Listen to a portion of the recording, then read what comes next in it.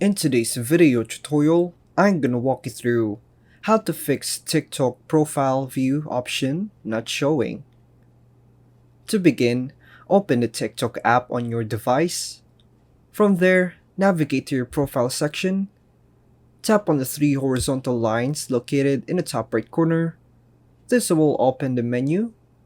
Next, tap on Settings and Privacy, and then select Privacy.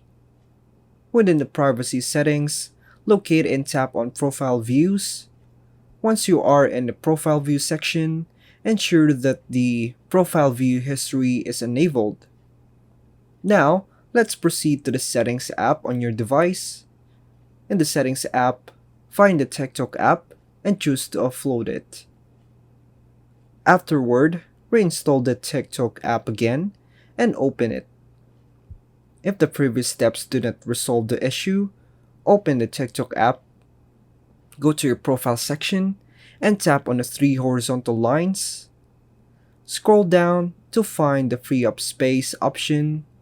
Once there, tap on clear for the two available options to free up space. And that's all for now, folks. Thanks for watching.